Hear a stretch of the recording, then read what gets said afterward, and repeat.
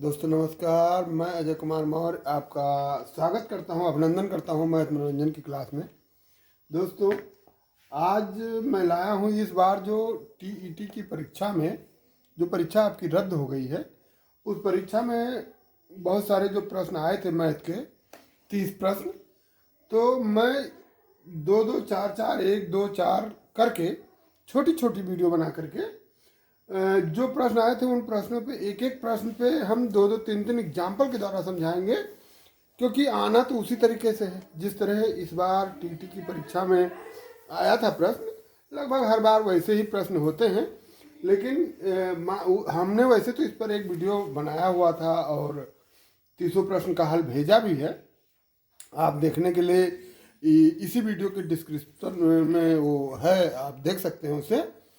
पर हम अब जितने भी प्रश्न थे सभी प्रश्नों को एक एक 2-2 या ऐसे करके छोटी छोटी वीडियो बना करके सभी प्रश्नों को 2-2, 4-4 एग्जाम्पल के द्वारा समझाएंगे, जिससे आप लोगों को अच्छे से समझ में आ जाए, या उस तरह थोड़ा सा परिवर्तन करके जो और 60 ट्रिक बताऊंगा कि एक प्रश्न लगाने में आपको 2, 4, 5 या 10 सेकंड में प्रश्न हल हो जाए, ऐसे ऐसी ट्रिक मैं बताऊंगा। और इस तरह आपका बहुत अच्छा पेपर भी हो जाएगा। यदि आप टीटी या किसी भी प्रतियोगी परीक्षा की तैयारी कर रहे हैं तो आप मेरे वीडियो से उस परीक्षा को 100% सफलता के साथ उत्तीर्ण कर सकते हैं। तो आइए चलते हैं। जैसा कि स्क्रीन पे लिखा हुआ है, हमने इसमें बहुत छोटे में लिख दिया है प्रश्न। जैसे लिखा है 25% से 66 अधिक है, संख्या क्या है। यानी कोई ऐसी संख्या है जो अपने 25% से, यानी वो संख्या का जो 25% है 25% से 66 ज्यादा है, यानी उसमें जो 25% उस संख्या का जो भी होगा 66 में अगर जो जोड़ दिया जाए तो वो संख्या प्राप्त हो जाएगी। अब संख्या आपको बताना है। अगर जो देखा जाए तो इसको विस्तार से लगाने में तो काफ़ी हमने इसको विस्तार से कई बार समझाया भी है, लेकिन आज विस्तार से ना करके ट्रिक में, और ट्रिक भी बताएंगे तो बहुत सिंपल सी ट्रिक, बहुत आसान सी ट्रिक बताएंगे जो आप सेकंडों में से हल कर सकते हैं। जैसे लिखा है 25% से 66 अधिक है। यहाँ पर दोस्तों ध्यान देने योग्य बात यह है कि इसका 25% जो भी होगा, लेकिन बचा 75%। 75% आपका 66 है। यानी अगर जो पहला सवाल हम देखते हैं तो 75% बराबर 66, जैसा कि प्रश्न में लिखा है कि 25% से 66 अधिक है, तो इसका मतलब ये 75% 66 है। तो 1% सबसे पहले तो 1% निकालें आप। 1% इक्वल टू 66 बटे 75, 1% आ जाएगा। अब इसको 100%, तो अगर जो आप 100% निकालेंगे तो 100% बराबर 66 गुणे 100 बटे 75। 25 का पहाड़ा पढ़िए, 25 यहाँ 75 और 25 चौका 100, 4 आ गया, 3 कम, और यहाँ 3 दूनी 6, 3 दूनी 6 22, और 22 चौक 88, यानी वो संख्या 88 है। दोस्तों देखा आपने कितनी आसानी से हल हो गया और कितनी जल्दी हल हो गया। देख रहे हैं कि वो संख्या 88 आ गई। यानी अब आपको ये तो हमने समझाने के लिए आपको इतना लिख दिया, लेकिन आप जब वहाँ पर हल करें, परीक्षा पेपर में परीक्षा जब दे रहे हो उस समय हल करने के लिए फिर आप इतना बड़ा प्रोसेस ना करें। बहुत सीधी सी सिंपल सी बात है। जैसे ये लिखा है 25% और ये 66, यानी जितना भी प्रतिशत लिखा हुआ है 100 से उसको माइनस कीजिए, खट से माइनस कीजिए। जैसा कि अगला क्वेश्चन लिखा है, मान लिया कोई संख्या है जो अपने 10% से 90 अधिक है, और अब आप क्या करेंगे, 10% से 90 अधिक है, यानी ये 90% हुआ, तो 90% हुआ यानी 90 बटे 90 और गुणे 100 जो भी है, यानी जितने प्रतिशत से उसको आप माइनस कीजिए, जो बचा उतने प्रतिशत वो संख्या बची, ये 90 कट गया बराबर 100, यानी वो संख्या 100 है जो अपने 10% से 90 अधिक है।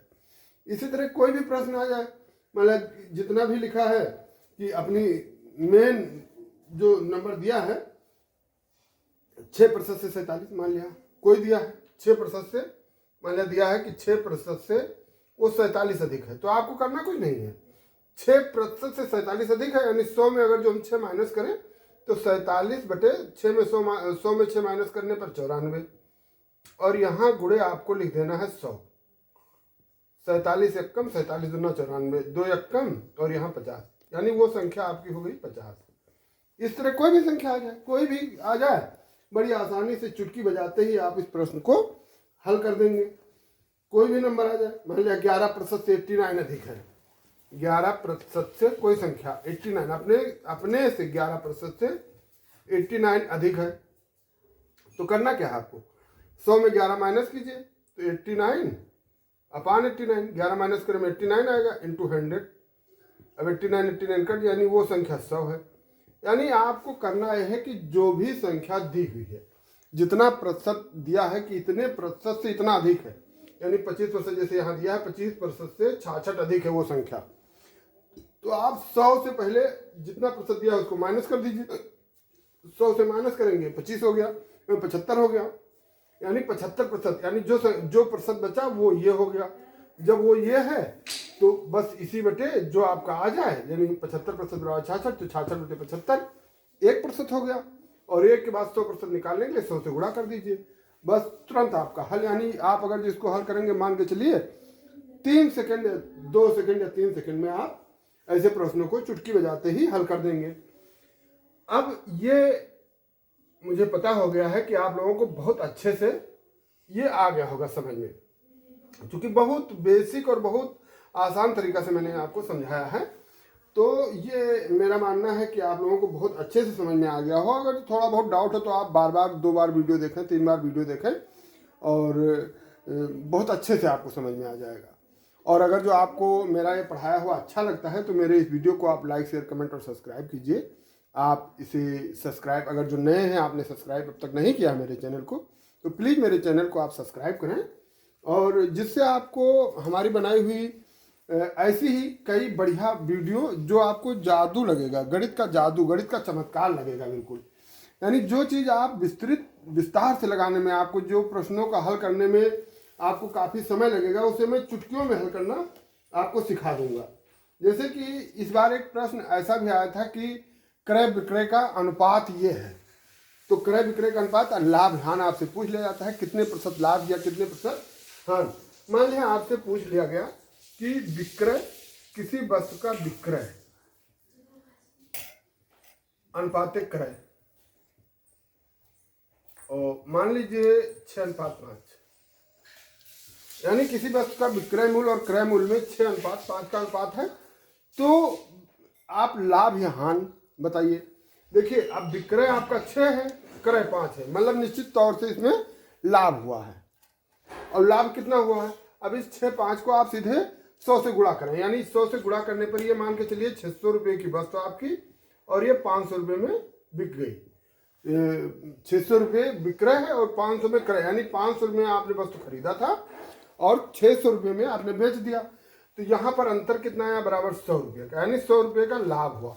अब लाभ प्रतिशत निकालने के लिए बहुत सीधा सा तरीका है, जो लाभ हुआ वो गुणे 100, लाभ गुणे 100 बटे क्रय मूल्य, जितने की खरीदी गई वस्तु। अब ये 0 कट गया, 5 कम, और यहाँ 20, यानी उस वस्तु में 20% का लाभ हुआ। अगर जो यही हान होता तो 100 रुपये का हान 20% हान हो जाती, यानी 500 की खरीदी 600 की खरीदी गई, और तब ये 20% नहीं आता। अगर जो ये हान होता तो ये नहीं आता।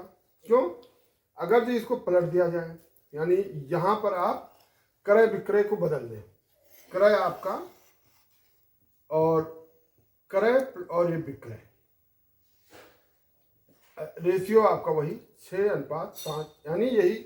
अब आपका क्रय 6 और विक्रय 5 हो गया, यानी इसमें 600 रुपये की वस्तु जो खरीदी गई, जब बेचा गया तो वो 500 का, इसमें हानि कितना हुआ, 100 रुपये का। लेकिन ये 20% नहीं आएगा। ये क्यों नहीं आएगा, आप देखिए, क्योंकि हान और गुणे 100 और बटे 600, क्योंकि इस बार क्रय मूल्य आपका 600 रुपया है।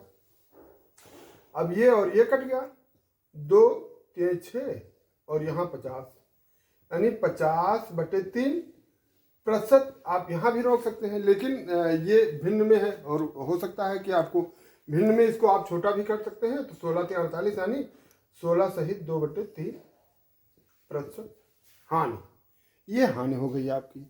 इस तरह आप देखिए, कोई भी रेशियो दिया हो किसी भी तरह का, मान लिया आपको दिया है कोई भी 10:8, मान लिया 10:8, तो हमारा ख्याल है इसको ऐसे आप समझ गए होंगे। मान लिया क्रय अनुपात विक्रय, क्रय अनुपात विक्रय का रेशियो कुछ भी रख लीजिए 10:8, क्रय विक्रय का 10:8, वही 100 से गुणा कीजिए तो 1000, ये 800, तो यानी 100 रुपये की 1000 की वस्तु खरीदी गई और 800 में बेच दी गई, तो 200 रुपये का हान हो गया यहाँ पे। तो बस 200 गुणे 100 और बटे, अब आपको यहाँ पर क्रय मूल्य लिखना है, क्रय मूल्य आपका ये है यानी 1000। तो अब ये जीरो कटा, ये जीरो कटा और 10 से 1 जीरो कट गया, ये हो गया, यानी 20% का हान यहाँ पे आपको हो गया। लेकिन यही पर अगर जो लाभ की बात की जाए कि यहाँ पर लाभ, तो ये लाभ 20% नहीं आएगा अगर जो नंबर यही है, लेकिन आप केवल पलट दीजिए। मान लिया विक्रय अनुपात क्रय, और इसका रेशियो भी वही है 10:8, यहाँ पर बदल जाएगा। कैसे? अब वही फिर समझिए कि 10 मतलब कोई वस्तु है तो 1000, 10 को 100 से गुणा कीजिए 1000 की वस्तु है और वो 800 में मतलब 800 में खरीदी गई और 1000 में बेची गई, तो 200 रुपये का यहाँ पे लाभ हो गया। अब आपका 200 और चूंकि 100 आपको करना ही है, 200 गुणे 100 और बटे यहाँ पर क्रय मूल्य आपका 800 है, तो 800। अब ये जीरो कट गया और 8 से अगर जो काटेंगे तो 8 कम 8, 8 दूनी 16, यहाँ 8 दूनी 16, 4 बच गया, 8 पंचे 40, यानी बराबर ये 25% का लाभ हुआ यहाँ पे। तो हमारा ख्याल है आप क्षमा चाहता हूँ दोस्तों, हमारा ख्याल है आप लोगों को बहुत अच्छे से समझ में आ गया होगा कि क्रय और विक्रय लाभ हान रेशियो अगर जो अनुपात में कोई प्रश्न दिया है तो कितनी आसानी से चुटकी बजाते ही हम उसे हल कर सकते हैं। और आपकी समझ में भी आ गया होगा, 100% निश्चित आपकी समझ में आ गया होगा। तो यदि आपको अच्छा लगा मेरा ये वीडियो तो प्लीज़ मेरे इस वीडियो को लाइक शेयर कमेंट और सब्सक्राइब कीजिएगा। यदि आपको कोई डाउट हो, कोई भी डाउट, किसी प्रकार का प्रश्न, आप मेरे कमेंट बॉक्स में लिख कर भेज सकते हैं, मैं आपके डाउट को क्लियर करूंगा। कोई दिक्कत है, कोई समस्या है तो आप मुझे कमेंट बॉक्स में कमेंट करके ज़रूर बताएं। और दोस्तों आप देखें तो कमेंट ज़रूर करें, मेरा मानना है कि आप कमेंट ज़रूर करें, अच्छा लगेगा जब आप कमेंट करेंगे तो मैं देखूंगा और मुझे अच्छा लगेगा। किसी भी तरह का कमेंट आप करें और कोई भी डाउट हो तो आप मुझे अवश्य बताएं। धन्यवाद।